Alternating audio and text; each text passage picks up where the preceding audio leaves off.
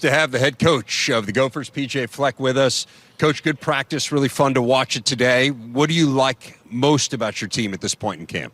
Well, I really like how hard they've worked. I mean, the competitiveness we have, comparatively speaking to last year, is through the roof. I mean, every position you look at, there's competition battles.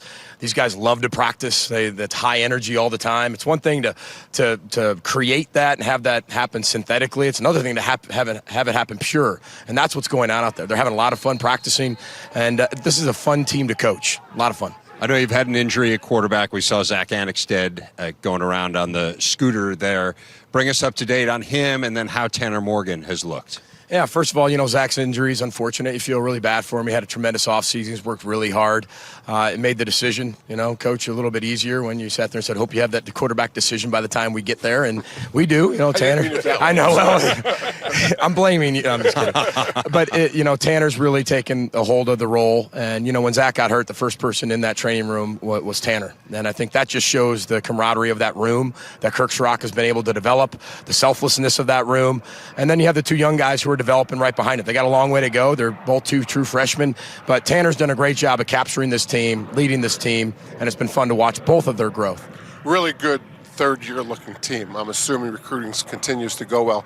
What are some of your recruiting needs you're going to try to get in this next class? Well, I think we just got to continue to add a lot of depth. Right around 80% of this team still freshmen and sophomores, so we got one more big class coming in with this next class. But we've loaded up on the defensive ends, the defensive line again, because as we continue to go in the Big Ten, that's where a lot of games are won and lost. Same thing with our offensive line. It's taken a while to get the offensive line to where we want it to be. I'd say we have everywhere probably 6 to 8 that we feel really good about. We got to make that 8 to 12 with our recruiting as we keep going forward. And then you can't have enough skill, can't have enough running backs in this league. And then on the back end, we've got to create more. We have 5 corners right now. I think all of them are really talented. They can all play, but we've got to be able to add some depth to that as well. How much psychology goes into what you do in practice? Because I know you're deliberate in everything you do, whether it's the music that's being played when it's time to kick field goals, or whether you're going in the red zone and you go over to the short side of the field.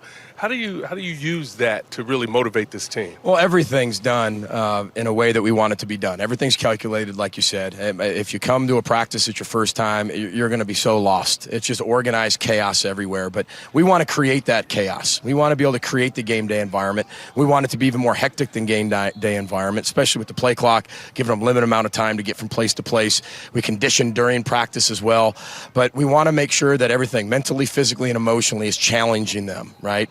And I think sometimes you lose sight of that when it just becomes just the X's and O's, or, all right, just focus on that play. We're focusing on all 3 of those things all at the same time.